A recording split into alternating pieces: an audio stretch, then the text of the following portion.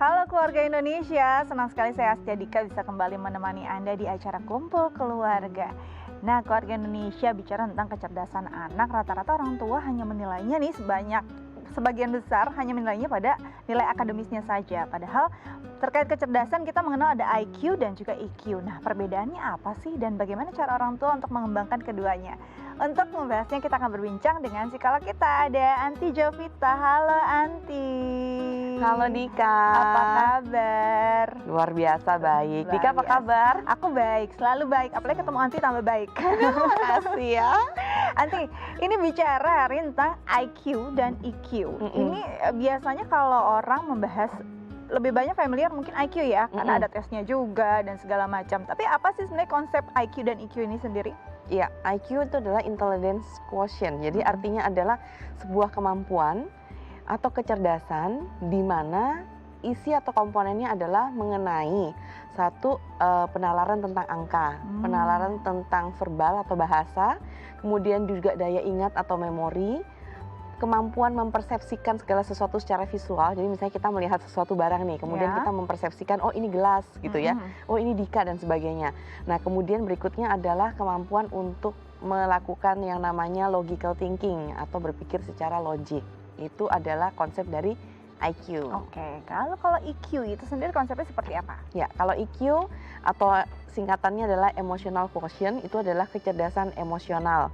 Itu artinya suatu kemampuan individu atau seseorang di mana di dalamnya dia memiliki kemampuan berikut ini. Yang pertama adalah dia bisa memahami atau mengerti apa emosi yang sedang dia rasakan saat ini.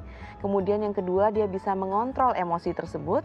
Yang ketiga adalah bagaimana dia bisa memahami emosi orang lain. Yang keempat adalah bagaimana dia bisa berespon terhadap emosi orang lain tersebut. Dan yang kelima, bagaimana dia bisa berhubungan baik dengan orang yang memang sedang dia hadapi. Baik, kalau kita lihat sebenarnya perbedaannya memang cukup signifikan dan ini harusnya berjalan beriringan ya nggak sih Anti? Betul sekali. Nah tapi kenapa ya cenderung mungkin para orang tua lebih serius atau memikirkan saat misalnya tes IQ terus aduh kok nilainya segini gitu ya? Atau memang lebih kayaknya lebih cemas saat anak-anaknya secara akademis turun gitu. Kenapa ini terjadi? Apakah ini memang wajar atau memang ada kesalahkaprahan terhadap IQ dan EQ?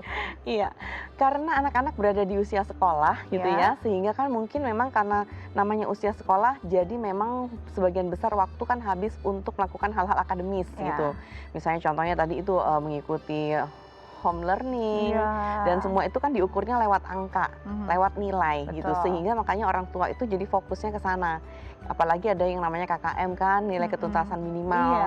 Nah sehingga orang merasa bahwa wah, kalau nggak sampai segini berarti anak saya kan belum paham. Kalau belum sampai segini berarti anak saya tidak mengerti apa yang dia pelajarinya dan sebagainya. Makanya jadi fokusnya ke situ. Nah tapi memang harus dipahami juga bahwa intelijensi quotient tadi itu nggak akan berhasil kalau nggak ada emotional quotient. Jadi ini selalu berjalan harusnya bersamaan gitu. Nah bagaimana sih orang tua yang mungkin awam gitu ya seperti saya bisa mengasah EQ anak?